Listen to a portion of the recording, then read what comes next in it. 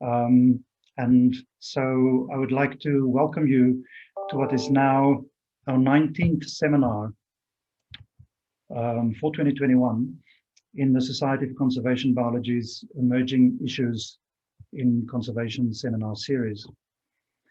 In the series, we feature papers selected by the editors that are recently accepted in early view or recently published in the 3 SCB journals, those of course being Conservation Biology, Conservation Letters, and Conservation Science and Practice.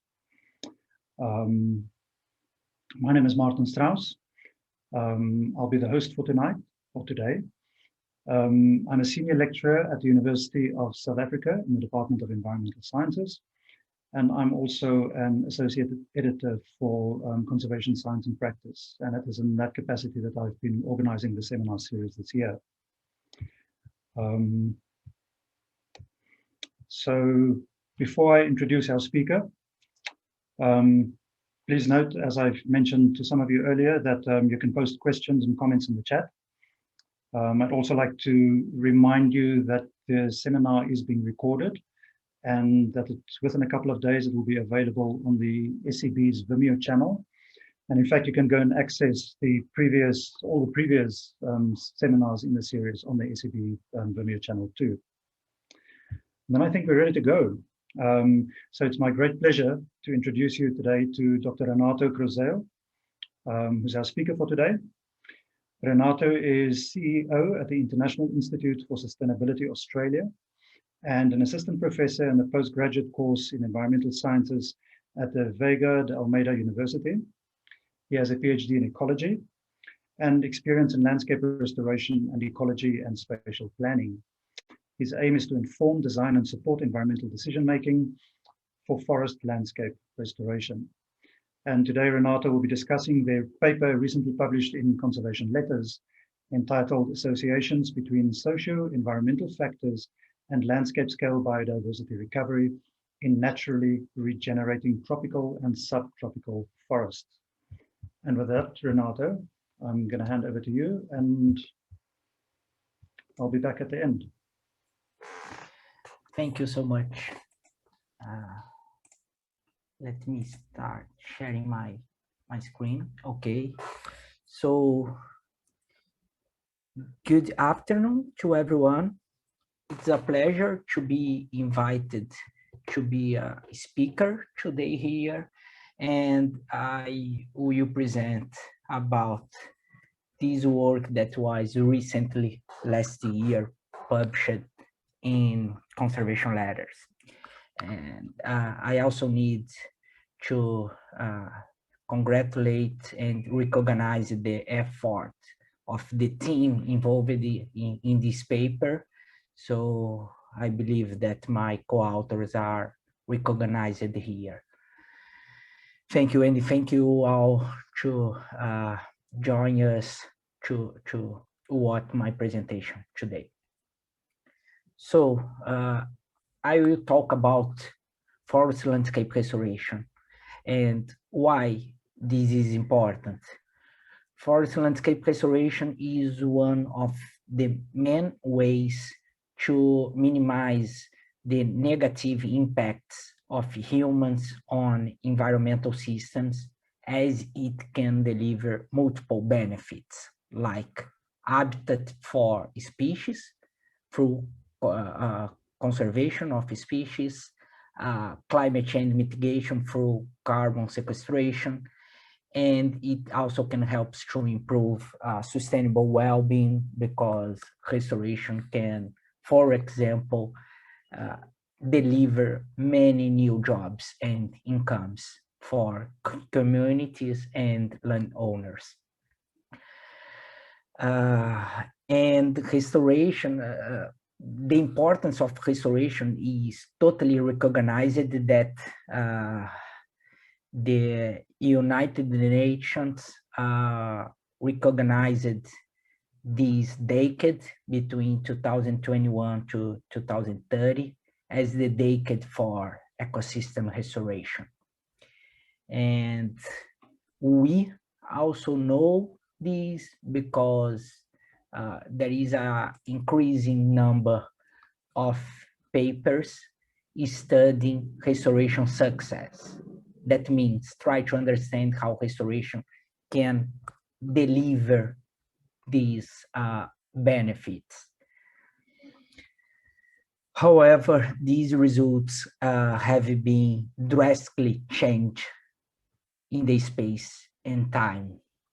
And most of these is affected because the environmental and socioeconomic conditions where each study is conducted are very different. So it's completely important to understand how restoration benefits varies in the space and time, considering the social environmental context of the landscapes where it is occurring. And we need a lot synthesis and try to understand global partners about forest landscape restoration. Because this, over the last around 6 years, I have been working to understand these global patterns based on meta-analysis. And to do so, I started this process developing one of the largest databases on forest landscape restoration. And my database was developed to compare biodiversity recovery or the recovery of vegetation structure between restoring areas and reference forests. Reference forests are recognized as those like mature forest and old growth forests, because there are few forests that are primary indeed, but they can use these kinds of old growth forests can be used as a benchmark.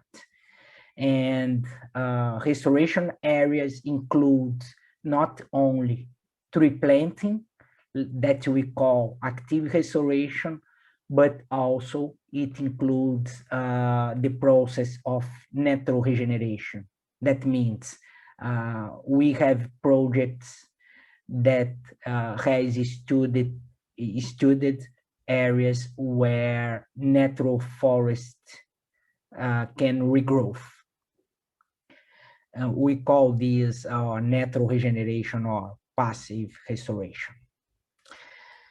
In our database, so we account for almost 270 study landscapes. That means areas where these studies that we could identify were developed. And we have around 5,000 comparisons between restoring areas and the reference forests for biodiversity and vegetation structure in tropical and temperate forests. And we started the journal trying to understand which were the environmental drivers of restoration success. To do so, we first tried to identify or to quantify how much biodiversity and vegetation structure is depleted in restored forests compared to reference forests. So when you see this kind of graphic in my presentation, the line in the number 0 means that reference restored forest reached the same number that you can have in reference forests for biodiversity, each taxonomic group, or for each kind of vegetation structure for different metrics. For example, for mammals, we considered species richness, abundance, diversity, and similarity. Okay, and what we can see is that for any taxonomic group and measure of vegetation structure, we had lower values in reference in historic forest compared to reference forest. It means that restored forests are around 10 to 42% more depleted than reference forests. However, the rationale to keep doing restoration globally is represented in the second part of the figure, where we can find that restored forest can be between 15 to 77% better for biodiversity and or vegetation structure than degraded lands. And degraded lands are representing agriculture and pasture lands. So this rationale is very important to keep restoration movement growing. And we found that the main ecological drivers were related to time since restoration started, and it's clear that this is important because we cannot compare, for example, one area that was restored 2 years ago against other with 15 years ago. The disturbance type is very important.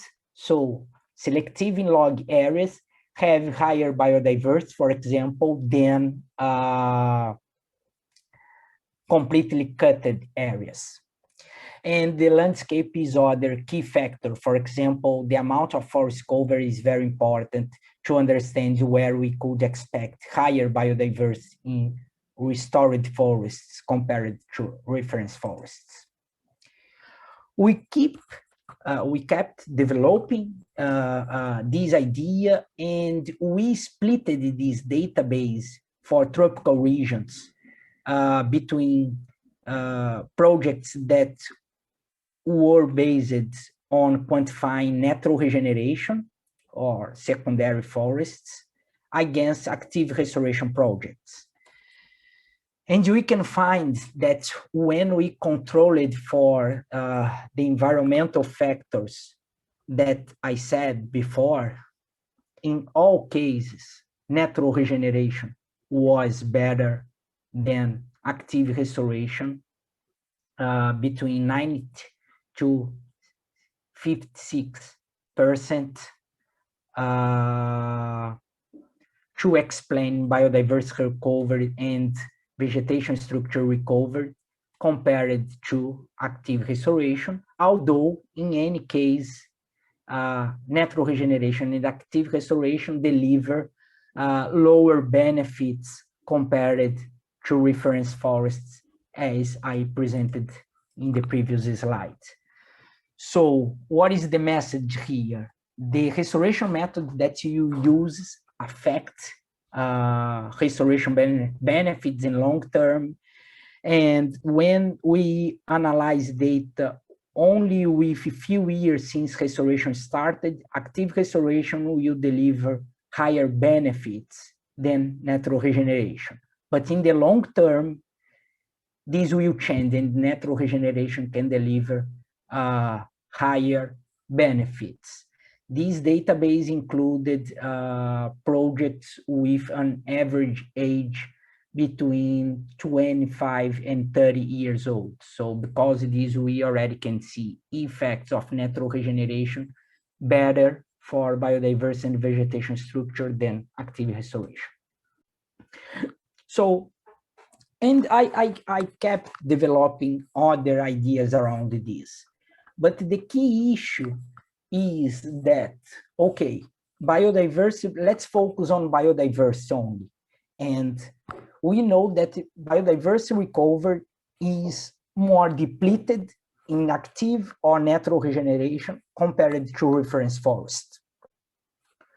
We know the environmental drivers that affects more biodiversity recovery.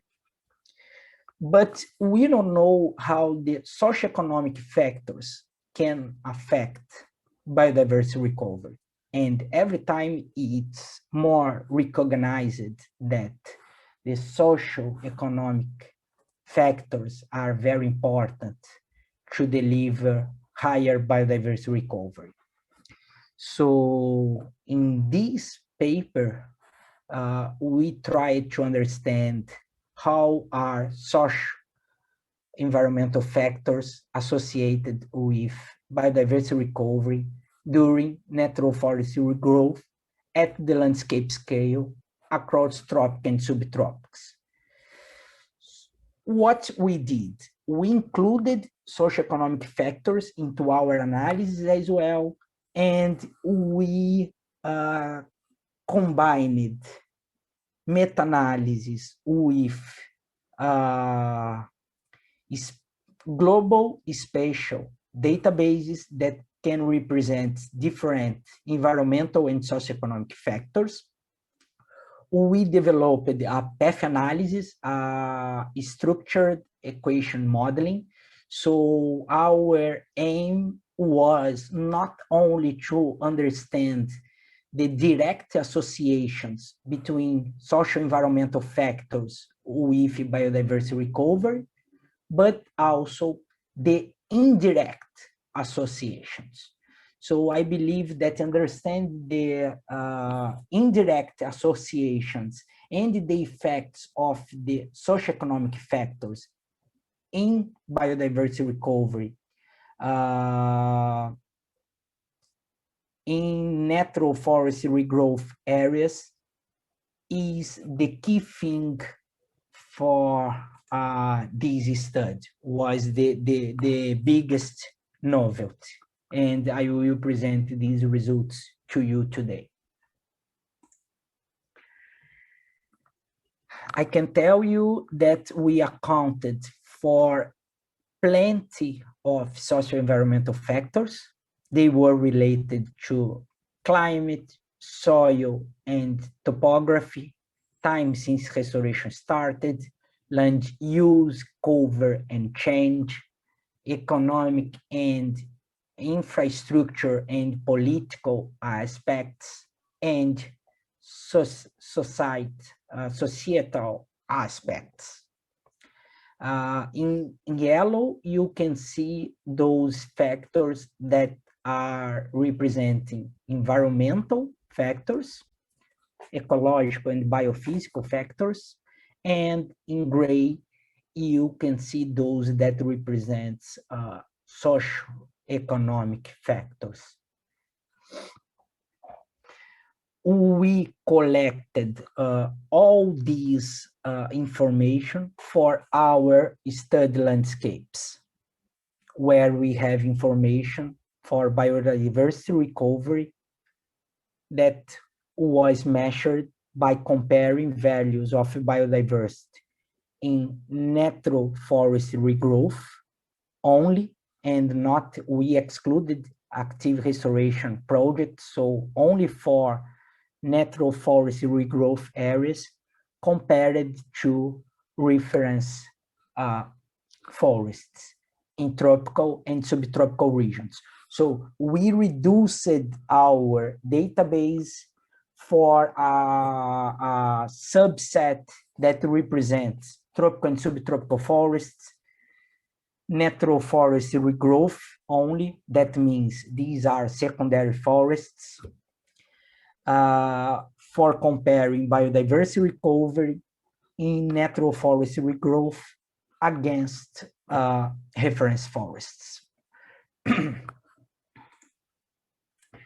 As we quantified all these databases that I presented previously, and most of them were not available in these information were not available in the paper, but these information were in special databases that we collected.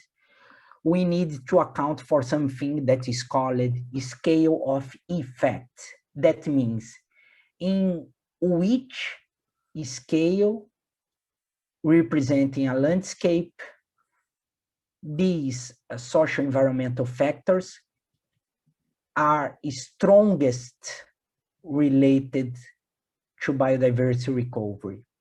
To do this, we accounted for all these factors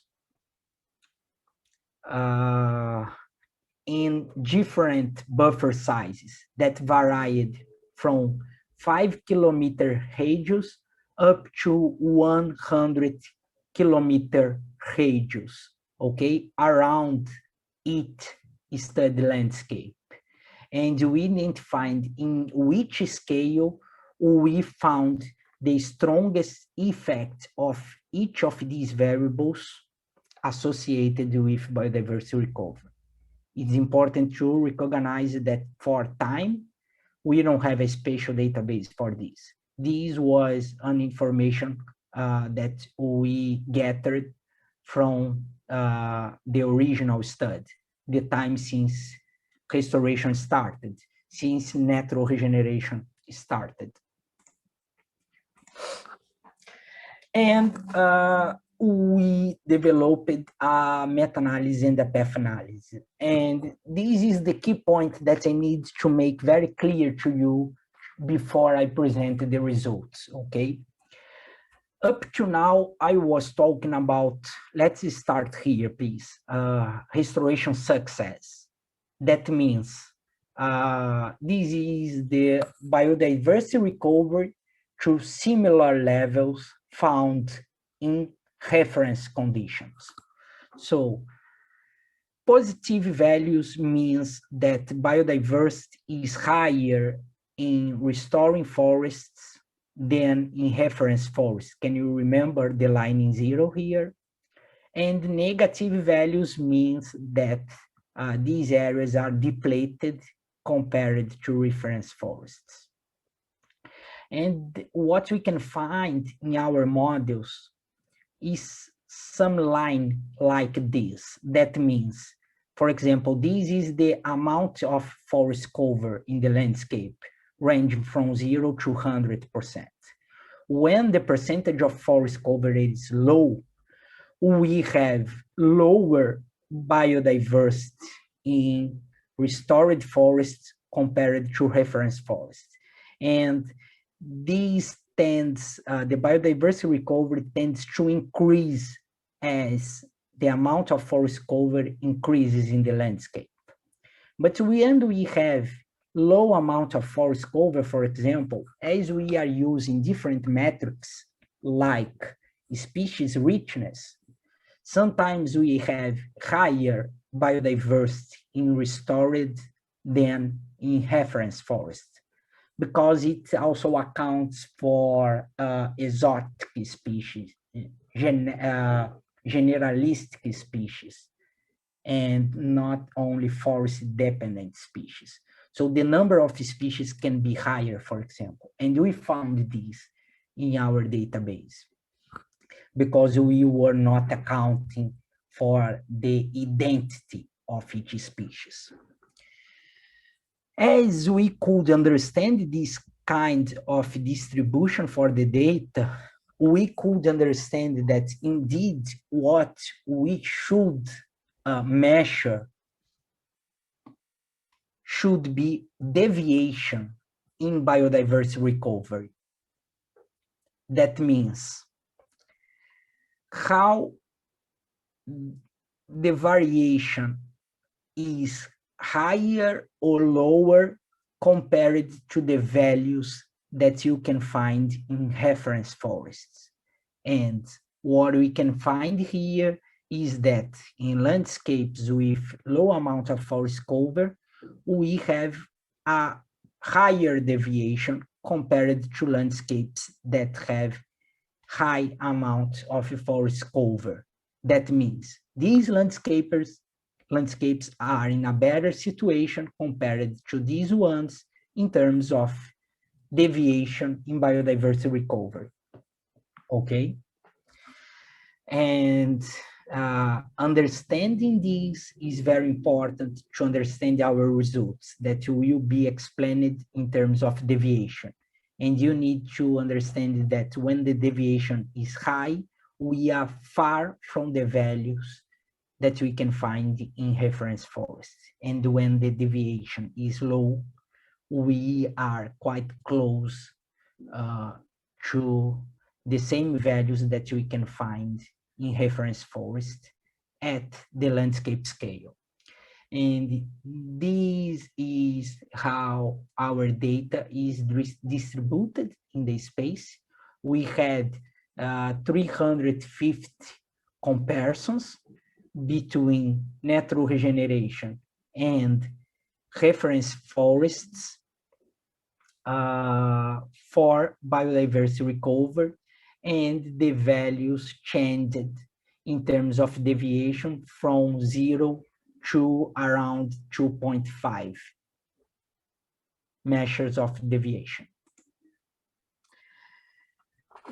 This slide will synthesize all of our results. So let's try to go step by step here, and I will try to conduct you through these results, okay? Because it seems to be quite complex to understand this in the beginning, but I hope that at the end you can really understand this. So we are talking about deviation in biodiversity recovery. That is our response variable. And first, we try to identify which one of those set of social environmental factors were associated to biodiversity recovery. And from that large amount of factors, we found 3 that are significantly associated with deviation in biodiversity recovery. Percentage of forest cover, percentage of urban area, and percentage of croplands. Only these 3 factors have direct effects to deviation in biodiversity recovery. Deviation in biodiversity recovery is negatively in red related to the percentage of forest cover and the percentage of croplands. That means landscapes with higher amount of forest cover and croplands have lower deviation in biodiversity recovery. That means these landscapes seems to have a biodiversity recovery value more close to the values that we can find in reference forest. This is good. And we have a positive relationship between percentage of urban area and deviation and biodiversity recovery. That means landscapes with high amount of urban areas have lower values of biodiversity recovery. Okay, the deviation, the relationship is positive. So the deviation is high in landscapes where the percentage of forest cover is high, and this is bad. These landscapes, how the landscapes that we are working looks like, and this is important for the discussion. In terms of forest cover, we have on average 58% of forest cover in our study landscapes. These landscapes range between 15 to 95% of forest cover. We have around 20% of croplands in these study landscapes, ranging from 0 to 75%. And we have less than 1% of urban area in our study landscapes. we talked about the direct effects. Now, let's try to talk about the indirect effects that we have. And this is different from use, for example, GLMs only or model selection. Because when we are doing a path analysis, we want to understand how deviation in biodiversity recovery is affected directly, but also indirectly through the factors that affect or may affect the direct effects in deviation in biodiversity recovery. So what we found in terms of indirect effects is that we also have three main pathways through our direct factors. All of these three factors are affected by other variables. For example, percentage of forest cover is negatively associated with opportunity cost. It is expected when we have higher opportunity costs, we expect to have lower percentage of forest cover. It was negatively related to restricted protected areas. That means there is no hypothesis that areas with higher amount of strict protected areas will have higher protection of forests, and we expect to have higher amount of forest in that landscape. Time since restoration started affects positively the percentage of forest cover. Temperature also affects positively, and water deficit also affects positively. Roads affect negatively. Okay, yeah, when we have higher amount of roads or higher road density, we have lower amount of forest cover. For croplands, rural population and deforestation are positively related croplands.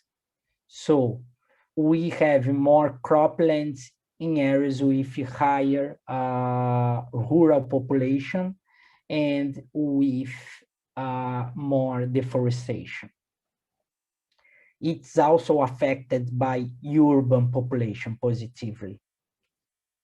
And urban areas are also affected by population and by road density. So areas with landscapes with higher amounts of road density and urban population have higher percentage of urban areas.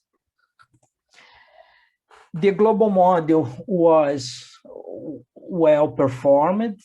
Our relationship for the whole model is 0.67% in terms of explanation, and the direct equations were strong as well.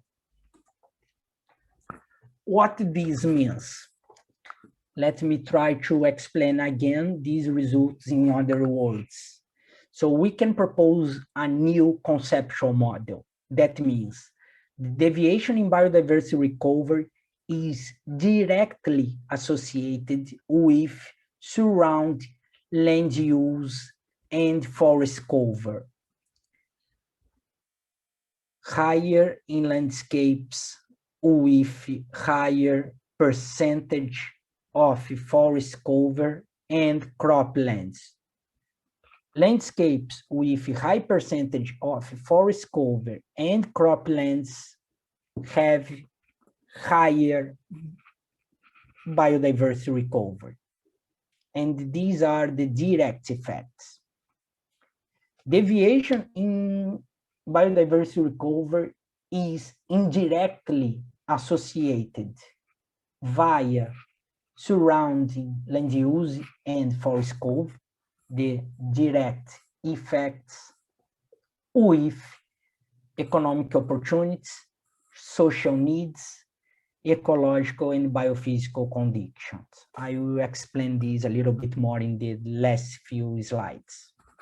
So natural forest regrowth should be prioritized in landscapes with both low socioeconomic pressures on land use conversion to pasturelands and urban areas, and the high percentage of forest cover. This is where natural regeneration have higher chances to have higher quality in terms of biodiversity recovery. I'm not talking about if natural regeneration will occur or not in this landscape, but I'm highlighting that the quality of biodiversity recovery will be higher in landscapes with a high percentage of forest cover, followed by croplands and low pressure for pasturelands and urban areas. So part of the conceptual model that is related to the economic opportunities and societal needs are deviation in biodiversity cover is higher in landscapes with higher deforestation rates, rural and or urban population densities, road densities, and higher opportunity costs. This is expected. These landscapes are more transformed. They have lower source of seeds and lower chance for resilience and biodiversity recovery. So deviation in biodiversity recovery is lower in landscapes when percentage of cropland is higher than percentage of pastureland and urban areas. And this seems to be the only result with all these variables that could seems like contradictory to our original hypothesis. Because I wouldn't expect that biodiversity recovery should be higher in landscapes with higher percentage of croplands. I would expect this for percentage of forest cover. But when we reviewed our original studies, we could find that in our study landscapes, croplands are more of an environmental friendly matrix. Most of them were representing agroforestry systems and non-mechanized farmlands. So these are indeed environmentally friendly matrix that tends to support the higher biodiversity recovery in the landscape compared to a pastureland or an urban area.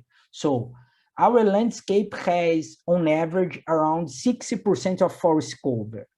And the last 40% in the landscape that we have in terms of space, when we have higher amounts of friendly croplands compared to pasturelands or urban areas, we expect to have higher biodiversity recovery. And I believe that it is clear to you now, this relationship.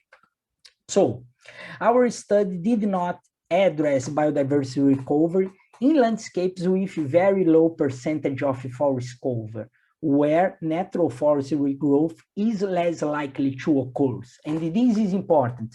We are accounting for quality of the natural forest regrowth in terms of biodiversity recovery only in landscapes with good conditions for natural regeneration. We are not investigating landscapes where the chance of natural regeneration occurs is very low, because this information lacks in the literature, and we need to highlight the limitation of our work. So it applies for landscapes with good conditions. And the favorable ecological and biophysical conditions will be critical for biodiversity recovery.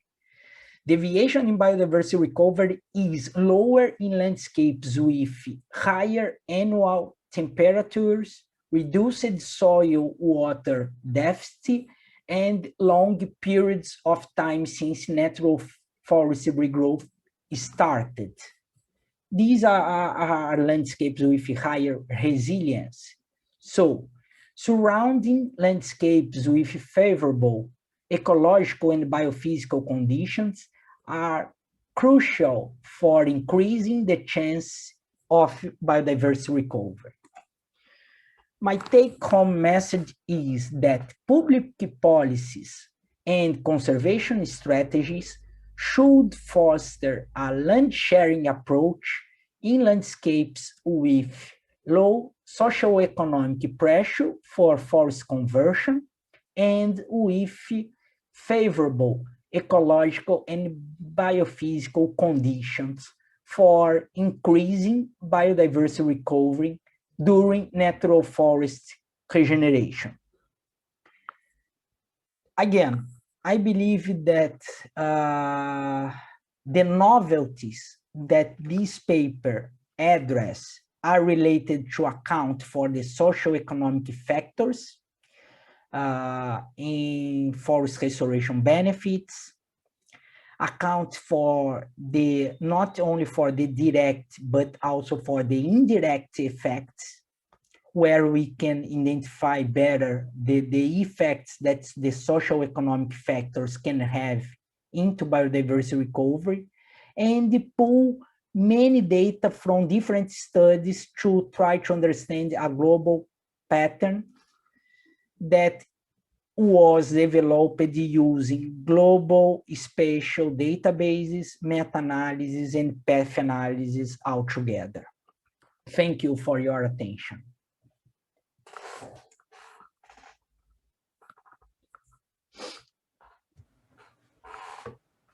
Renato, thank you very much for an interesting presentation. There are a couple of things in the chat, but I think maybe before we go to the chat, let's maybe see if there's anybody who'd like to start off with a question directly to you. If you're happy to go, you can unmute yourself and turn your video on and ask Renato a question.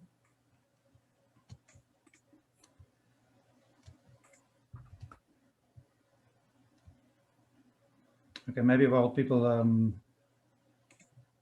get their thoughts sorted. There was one of the first things that came in was from Claudia Schuner,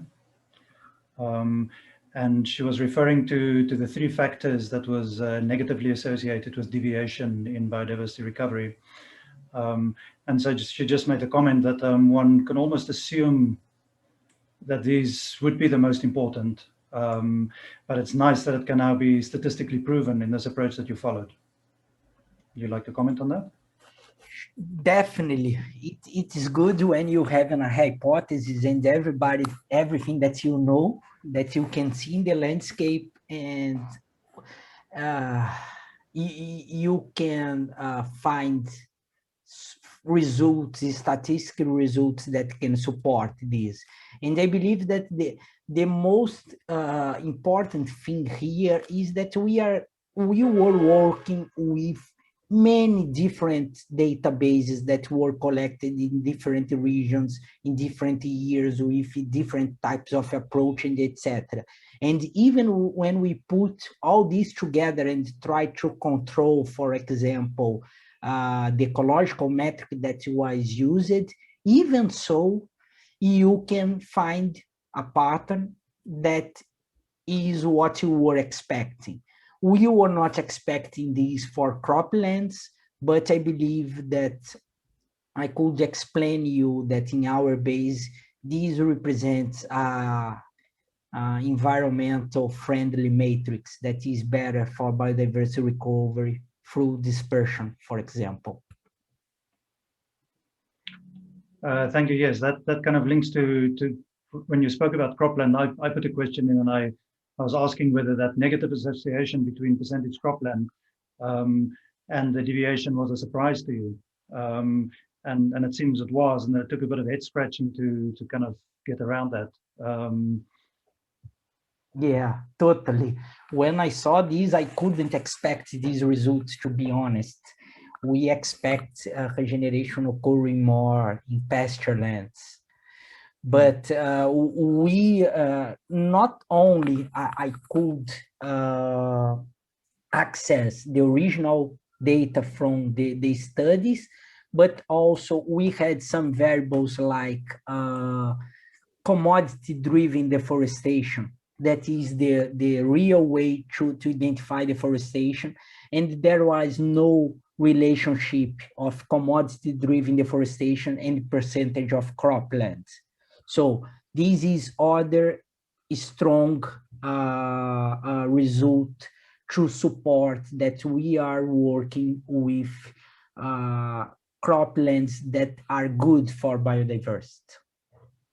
So do you know, or can you speculate on what is, why pasture land compares so poorly to cropland? Is it simply a matter of scale? Or... Because usually croplands, you can have higher revenues than pasture lands. For example, the opportunity cost is higher. In Brazil, for example, I live here, and we have the agribusiness sector. In these areas, it will be impossible you have natural regeneration because the opportunity cost is very high. But we also have extensive areas of degraded pasture land in Brazil. And most of the natural regeneration is occurring in these marginal areas. So I would expect a higher relationship between biodiversity recovery, that is the quality of this natural regeneration, against with areas with higher percentage of pasture land than agricultural lands, because for me, croplands in my mind would be areas with high opportunity costs, producing a lot, that you can have a mechanized agriculture that destroy the soil, but not. These are more agroforest systems in the database that we used. And the agroforest is better than a pasture land that is open. It helps species to disperse from one place to other. So the source, the species that are in source areas have higher chance to go to these restoring areas through agroforest areas than pasture land areas. Okay. I see Claudia had a couple of other questions, and one was a follow-up question on croplands. Claudia, I don't know if you want to unmute and ask directly. Yeah, I can unmute myself. This is just a guess or a question. Does it make any difference if you, I don't know the technical term in English for it, if you use the same or plant the same crop every year, or if you change from year to year? What we have here in Germany, which is sort of EU-driven, farmers get money if they also at several years do not plant at all, but just let it bear, and things can grow however they like. I don't know if that's the same in Brazil. I would assume not, but I wonder if it has an influence on biodiversity if you have a monoculture or sort of are changing your crops from year to year. Excellent question and comments. I can tell you that my two main research lines are related to global meta-analysis and spatial planning for restoration. And they have been developing predictive models for where natural regeneration have higher chance to occur. And they have been doing this because while restoration can deliver multiple benefits, everybody says that it is expensive, it's difficult to do. So we need to overcome this barrier. As a practitioner that have been helping restoration, we need to use science to identify ways to reduce costs. And I believe and I argue that natural regeneration and assisted natural regeneration are the better, excellent ways to do it. Of course, we cannot expect that only natural regeneration will be enough to reach our ambitious commitments in terms of ecosystem restoration, but it can help us to upscale restoration. So when we can identify areas with potential for natural regeneration and advocate for restoration in these areas, you can reduce restoration costs compared to tree planting, and the benefits will be much higher compared to a monoculture, for example. And I believe that this study starts to bring to us not only where natural regeneration can occur, but how looks like the landscapes where we have higher chance to have higher quality in terms of restoration benefits for biodiversity. And it changes in areas where natural regeneration is occurring, and also when we compare to monoculture lands. So this is extremely important. We cannot think about restoring only based on monoculture plantations. And there are new studies showing that biodiversity recovery is higher in natural and active restoration areas compared to monocultures. Okay, thank you. Before I go back to comments, is there anybody else who would like to unmute and ask a question?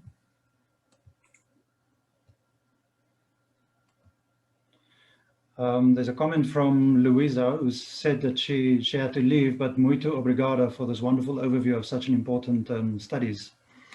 Renato, I was wondering, you refer in the paper to the bond challenge, and that there's this aim of restoring 350 million hectares of degraded and deforested lands by 2030. That's 9 years away. So I was wondering, in these databases or your database, have you been able to identify areas where this approach can be applied? And how many kind of hectares would that equate to, as a sort of quick and dirty back of the envelope calculation? I have been working on different ways to answer exactly your questions. And I believe that when we are talking about natural regeneration, we can talk about three different things: where each can occur, the quality of the natural regeneration, and where it can persist in the long term. So to answer the first, where, I have been using databases in Brazil and globally that we have to understand where natural regeneration occurred in the past, and develop predictive models to identify where natural regeneration can occur over the last 15, 20 years if the conditions in the past are similar to the present and future. For example, I developed a new paper in 30-meter resolution for all tropical and subtropical forests in the world, and we found that 238 million hectares have more than 50% of probability for natural regeneration. This is almost the number for the bond challenge, only in tropical and subtropical regions. This is huge. So the second thing that I'm doing now is try to understand quality. And using the same database that I used for this paper, and I could understand how one landscape should look like and which variables, factors could be important, I'm also developing a predictive model for biodiversity recovery. So you can identify and produce maps in tropical and subtropical regions where we expect higher quality in biodiversity recovery compared to reference forests, and the landscapes with higher quality will look like as those that I presented today. So I have this paper submitted, And my next step would be to combine both models, because one model tells me the potential for natural regeneration and the other, the quality. So I can identify where I can allow natural regeneration only, where I have lower probability and lower quality, I need tree planting, and where I need to do enrichment with species. So I believe that in a near future, I can split this information in 4 main restoration methods through tropical and subtropical regions. Okay. So we need to keep an eye out for that paper. I know that Claudia had another question. Should I just read it, Claudia? Are you happy to ask? I can also ask, yeah. I was a bit amazed, apart from common sense, or because of common sense, that the factor road wasn't one of the main factors, because roads for me, that would mainly be forest defragmentation, but I don't know if that's how you're applying it or using it. I would assume that has a similar impact to urban, or is it also part of urban and part an own factor? I don't know. I was just amazed that, like, looking at African forests, for me, roads are a big disturbance. But yeah, obviously, I was overestimating it. That is excellent, Claudia. And I should tell you that if we use the usual approach, for example, only trying to understand the direct effects, we couldn't find an effect of road density on biodiversity recovery. But as we could try to understand the indirect effects as well, we could identify exactly what you said. Road density affects, leads to deforestation, reduces the amount of forest cover, increases the percentage of urban areas, and these are the direct effects affecting biodiversity recovery. And are there differences between dirt roads and tarmac roads, or is that difficult to tell? I cannot tell you the exactly result now, because I can remember, to be honest, but we used different kinds of roads in our approach. So these variables that you saw, there was many ways to measure them. And we have global databases that differentiate main roads, secondary roads, and etc. I believe that this result is related to the main roads, the highways, but I'm not sure to tell you now. Okay, thank you.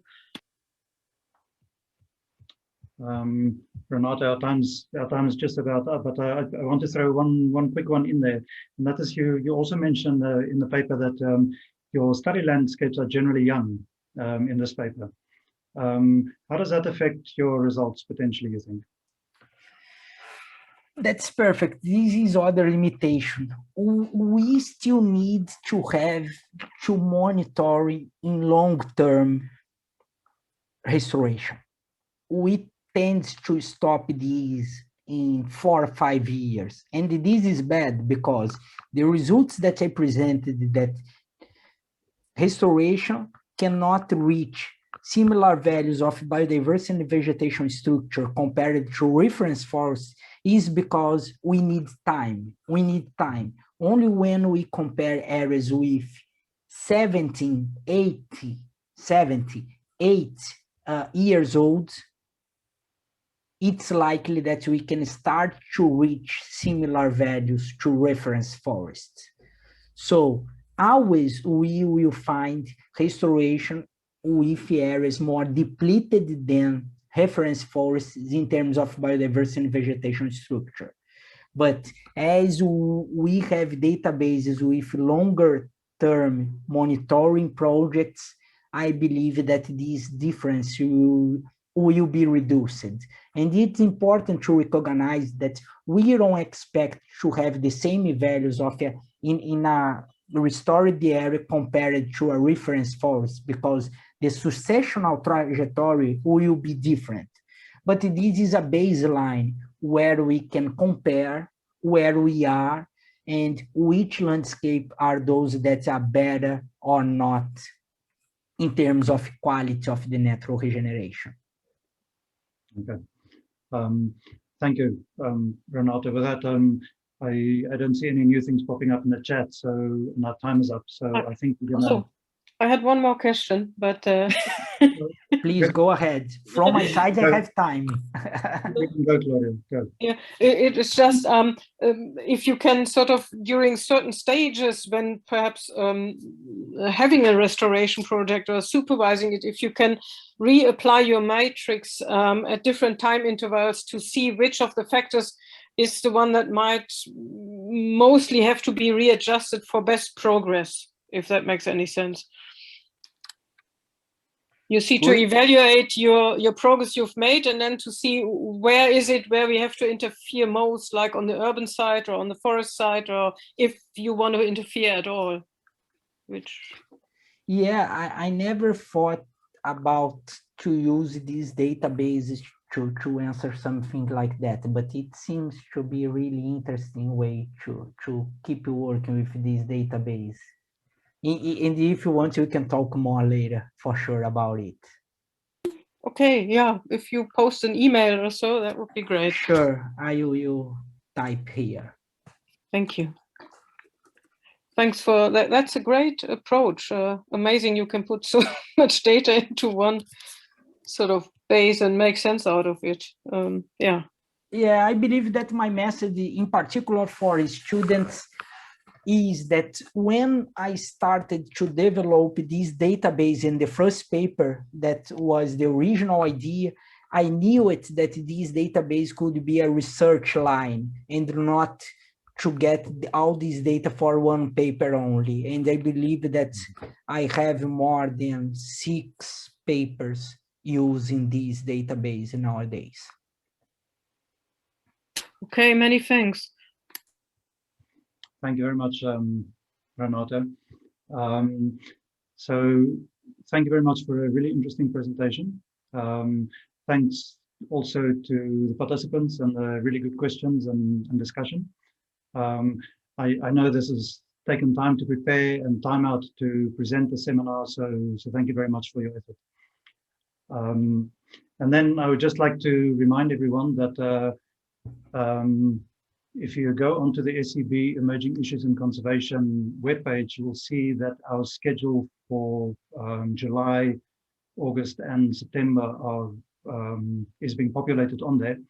And there's some really interesting talks coming up. And I can maybe just advertise the very first one on the schedule at the moment. I doubt that we will have one on the 7th of July, but the rest of July is already populated. And so on the 14th, we will have Lily Maynard, and she will be talking about a recent paper in Conservation Science and Practice, Can Creating Sustainable Livelihoods with Communities Impact Cotton Top Tamarin Conservation in Colombia.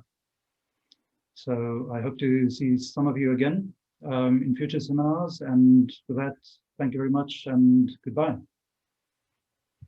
Thank you so much again for the invitation. A pleasure. Okay. Thank you. Bye.